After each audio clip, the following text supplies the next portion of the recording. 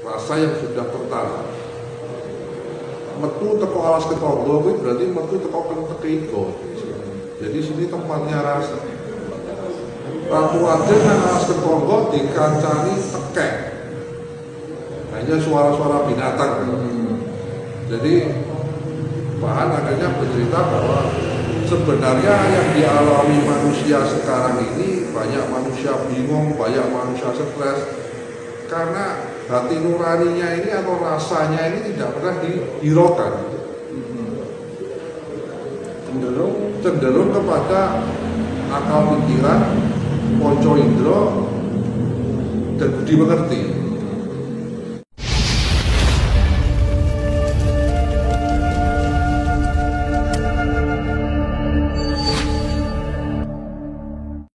Ajaran KPPT, kunci. Diajari kunci. Ya ditulis oleh Pak kunci itu seperti apa, saya suruh menghafalkan. Nanti kalau sudah hafal dicoba oleh Pak, jadi istilahnya kira-kira kalau gampangannya seperti itu. Dari situ saya merasakan hati saya ini tentram. Jadi saya merasakan hati ini merasa tentram. Saya bisa selek, walaupun tidak secepat itu. Keberanian ini mengalahkan angan-angan ini butuh proses. Yang tidak instan. Ya tidak instan. Tapi ini karena kesungguhan Pak Han ini yang memahami diri saya, beliau memaksa saya untuk berani membuka diri. Artinya saya disuruh pulang. Membuka diri saya paling tidak ke istri saya. Sebelum membuka ke ayah saya, orang tua saya pada waktu itu, ke saudara-saudara atau teman-teman yang lain, lebih dulu ke istri saya. Dan alhamdulillah, walaupun tidak langsung berterus terang, akhirnya saya terus terang. Jadi proses pembelajaran dari Pak Han itu berapa bulan? Sekitar ya 4 bulan. Di situ dikasih kunci. Iya, saya dikasih kunci. Lainnya ya jangan. Ya kunci, ya micil, ya ini, tapi lainnya jangan. Berarti di situ ada pengasmuan juga. Iya, ada. Pada waktu itu Pak An cerita kalau dulu pada waktu ada romo itu apalah itu, terus sekarang begitu romo tidak ada konto warna-warni gitu. Jadi karena saya eranya itu sekarang sudah tidak romo sudah tidak ada, jadi saya hanya konto warna karena saya laki-laki. Kalau kita berbicara tentang asmo kan yang saya pahami kan ada 4 era asmo itu. Yang terakhir kan konto dan kanti. Nah, terus ketika dapat dari Pak Han itu yang Anda rasakan apa? Setelah memahami kunci, pauling, hije, asmo, singkir. Gini, pada waktu itu kan saya masih sering ke alas ketonggo sampai tahun 2005. Jadi pulang pergi dari rumah, nanti kalau hari Sabtu Minggu ke alas ketonggo. Saya merasakan bahwa apa yang dikatakan Pak Han dan apa yang dibelajarkan kepada saya oleh Pak Han itu banyak kesamaan dengan ajaran tauhid, kalau menurut tauhid. Jadi hanya berdasarkan kita ini harus mengerti dulu diri kita sendiri. Akhirnya kalau nggak salah hampir sama dengan manunggaling kawula Gusti. Ajarannya Sesti Jenar. Iya. Jadi karena itu akhirnya saya mendalami ini, tapi dengan sesuai kemampuan saya. Jadi Pak An pada waktu itu berbicara, dia ngomong, Mas Karisma kalau belajar kunci atau belajar pojok gaib ini tidak boleh pakai angan-angan. Jadi ya memang harus selalu pertama-tama ya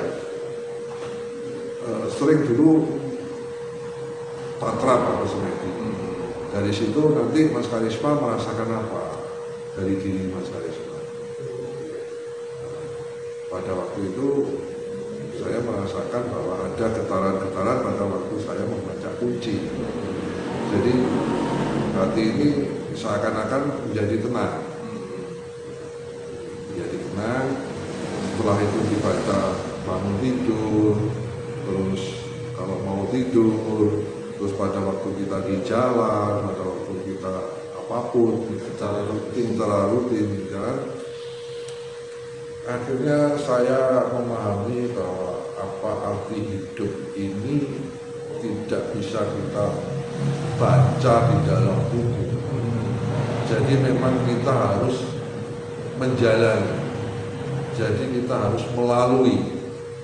Jadi banyak orang berkata bahwa pengalaman itu guru yang terbaik. Ya, diajarkan ibadah ini itu sudah termasuk.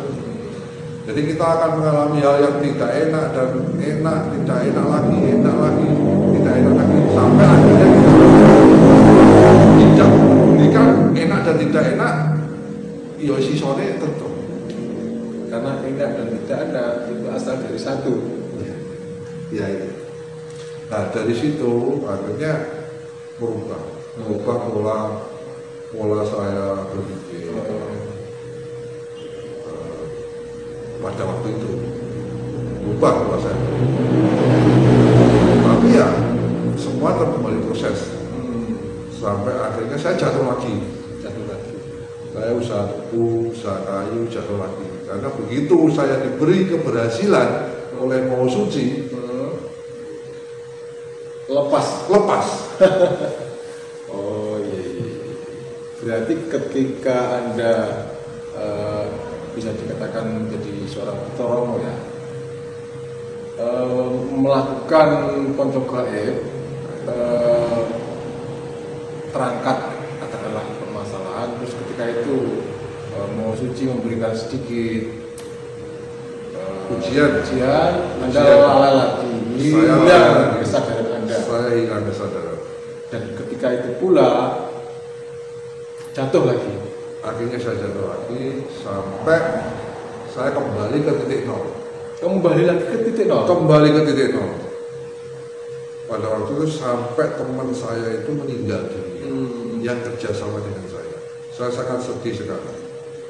Di situ saya terus menarik diri dari semua hal, termasuk pekerjaan. Kalau itu hampir 1 bulan atau 2 bulan saya tidak bekerja. Saya diam di rumah. Jadi saya seperti dikembalikan lagi, teringat pada saya awal ketemu Pak Han tadi ya. Jadi saya seperti dikeplak kepala saya, digeduk kepala saya. Bisa dikatakan di situ mengalami proses introspeksi diri lagi dari itu. Selama 2 bulan. Akhirnya saya kembali lagi untuk membuka diri pada bangkit lagi.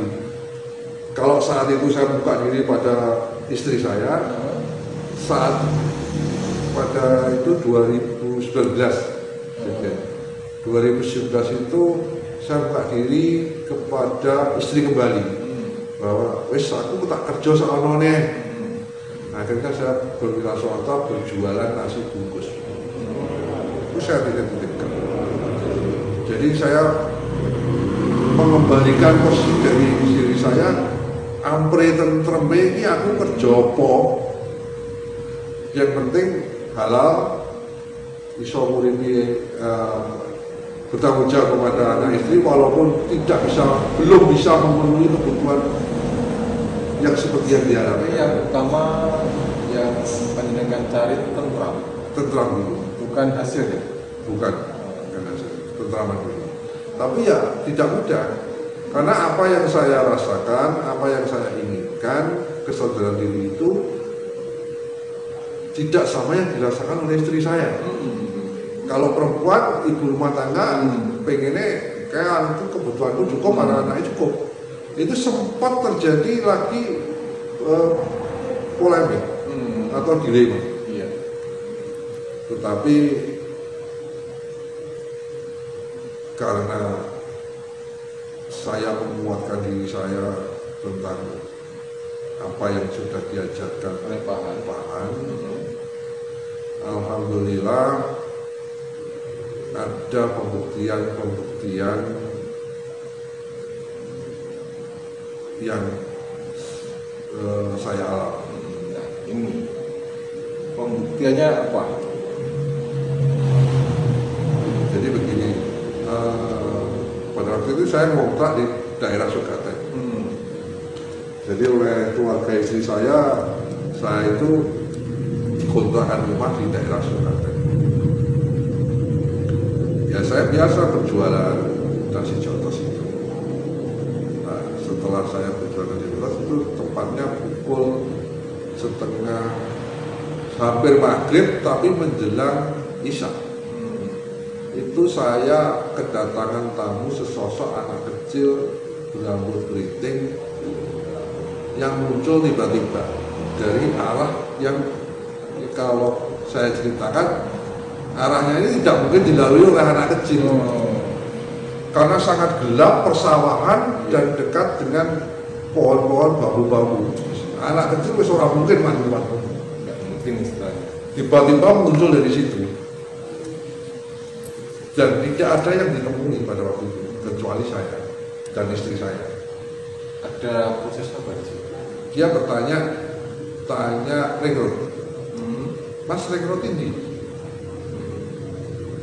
pada waktu itu gerimis, harusnya gerimis. Ring road itu putih, Mas. Lalu itu kondi saya tanya gitu. Katanya rumahnya Ngaju dan janjian dengan temannya yang di Ponorogo, janjiannya di alun-alun Madiun. Terus dia minta uang. Wis mangan orang nek urung mangan tak wae mangan karena saya jualan nasi jotos otomatis saya banyak nasi. Tapi kalau uang tidak banyak. Karena nasinya kan masih saya titipkan, saya belum ambil restoran. Barusan. Terus hotel keluar wow bebas saking masjid, maaf. Aneh, nang masjid kok katokan pendek. Ada perempuan. Laki. Oh laki. Katokan pendek, pakai celana pendek warna ungu, baju kuning. Saya masih ingat, rambutnya keriting, badannya kurus. Sempat tanya nama enggak? Enggak, tanya namanya.